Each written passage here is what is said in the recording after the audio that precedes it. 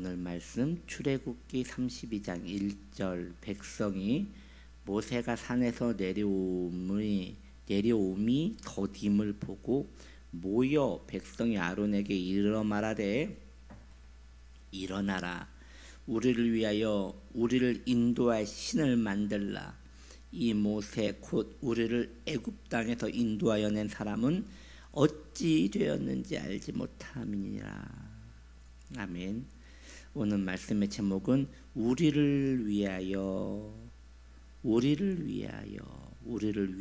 라는 제목으로 함께 은혜를 나눕니다.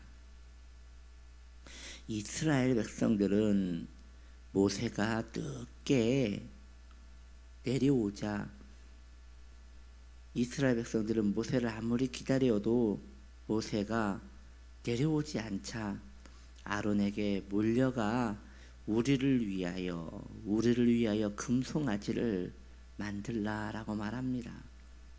신자가 은혜에서 멀어지면 자기 중심적인 사람이 되고 맙니다. 한번 이성적으로 생각해 보십시다. 예수를 믿는다는 것은 무엇을 말하는 것입니까? 예수 믿고 잘 살아보자는 것이 신앙생활입니까? 아닐 것입니다. 예수 믿고 잘 먹고 잘 살기 위하여 예수를 믿는다는 것은 즉 병 나으려고 예수 믿거나 혹은 병에 걸리지 않게 하여 예수 믿는 것,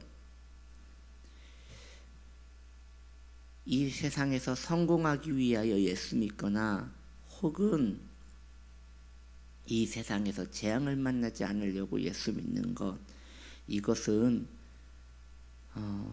거의 무속에 가까운 것이다 라고 여러분들이 이해하면 되지 않나 싶습니다. 그 무속집, 점집 같은 데 가면 말이죠, 지금도 이제 이 플랜카드에 그 점집이 이렇게 광고를 해요. 거기에서 보면 갓 신받은 동자 뭐 이런 이야기도 있고, 또 처녀 보살 이런 말도 있고, 그리고 무슨 산에서 막 내려온 이렇게 생생한 보살 뭐 이런 이야기도 있는데, 이런 점집에 가면 나를 위하여, 내 미래를 위하여, 내 가정을 위하여, 내 자식을 위하여, 내 운명을 위하여 모두 나를 위하여 복을 빌거나 나의 미래를 점치기 위하여 점집에 가는 것이지요. 어쩌면 무속을 섬기는 사람들은 자신을 복줄 신을 찾는 것이 아니라 자신이라는 또 다른 하나님을 섬기기로 마음을 먹고 가는 것이라고 보아야 할 것입니다.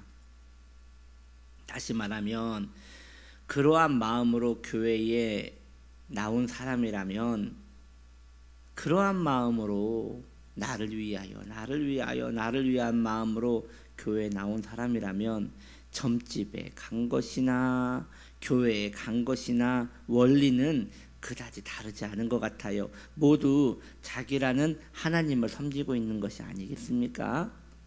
자, 다시 처음으로 돌아가서 말이죠. 그렇다면 예수를 믿는다는 것은 무엇을 말하는 것일까요? 예수를 믿는다는 것은 두 가지로 이해를 할 수 있어요. 첫째, 내가 죽었음을 인정하는 것이에요. 둘째, 하나님을 위하여 살기로 결단하는 것이에요. 첫째, 내가 죽었구나 라고 인정하는 것이고요. 둘째, 그러니 이제 나는 하나님을 위하여 살아가는 데에만 의미가 있구나 라고 생각하는 것이 바로 예수를 믿게 된 사람인 거예요. 로마서 14장 8절은 우리에게 이렇게 이야기하고 있어요.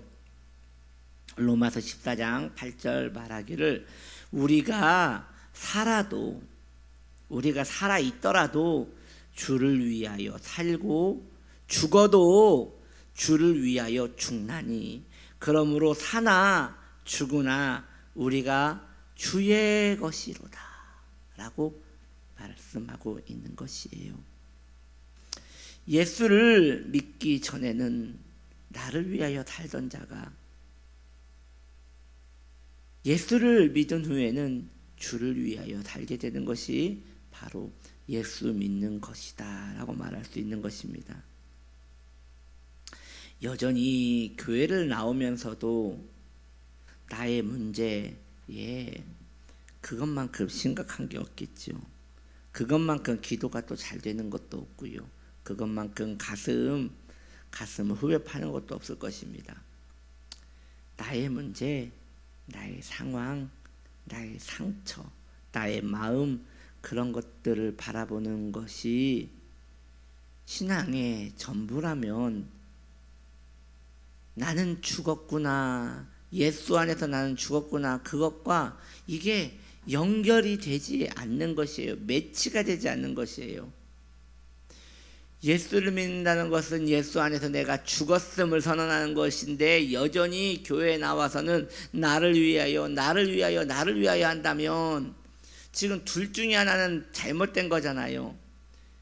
내가 죽지 않았거나 아니면 교회는 그저 형식적으로 죽었다라고 말하고 나를 위하여 나만 외치는 그런 공동체가 아니겠는가라는 것이지요.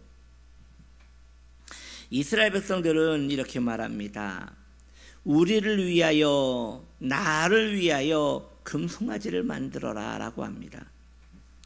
내 자아가 죽지 않는다면 우리의 모습도 이러한 이스라엘 백성과 다르지 않을 것이에요. 여러분이요, 예수를 믿고 계십니까? 그렇다면 나를 소멸하는 데에 마음을 쓰셔야 합니다. 예수를 믿고 계십니까? 그렇다면 주님을 소망하는 데에 마음을 쓰셔야 합니다. 그렇게 나는 죽고 주가 사는 그런 은혜가 우리 안에 있기를 소망해야 하는 것입니다. 알아요. 그게 얼마나 어렵고 그것이 거의 불가능에 가깝다는 걸 알고 있습니다. 그러다 보니 믿음의 선조들 가운데 그렇게 사시는 분들이 지금도 우리에게 책으로 읽혀지고 그러한 분들이 존경을 받고 그러한 분들이 우리의 모델이 된다는 것은 그만큼 그렇게 살아간 자들이 없다는 것이지요. 이 현대 문명에 살아가는 사람들은 더 그럴 것이에요. 거의 수도사같이 살지 않는 한은 내가 죽고 주를 위하여 사는 것이 얼마나 판타지 같은 그런 일들이냐는 것이죠. 그래서 어쩌겠다는 것입니까? 그래서 이것은 옛날 고리타분한 기독교 교리에 불과하니 나는 죽고 주가 산다는 이런 고백이 그저 나도 그렇게 살았으면 좋겠는데 라고 생각하며 매일매일 허탄한 고백으로만 끝날까봐 너무 두려운 것이에요. 우리는 오늘도 여전히 살아가야 합니다. 어떻게 살아가야 하는 것입니까? 당장 오늘 살아가야 합니다. 내가 죽고 예수가 사는 것은 무엇일까? 이거 하나만 가지고 한번 생각만 해도 나름 의미가 있을 거라고 생각합니다.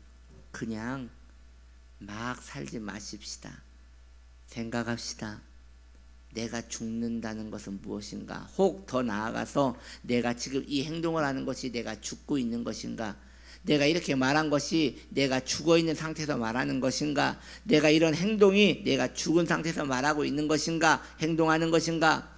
내가 이렇게 행동하는 것이 주를 위하여 사는 것인가? 내가 이렇게 말하는 것이 주를 위하여 말하는 것인가? 내가 지금 행동하는 이 모든 것이 주를 위하여 행동하는 것인가? 이렇게 살고 죽는 일들이 일어나기를 예수님의 이름으로 축복합니다. 기도합시다.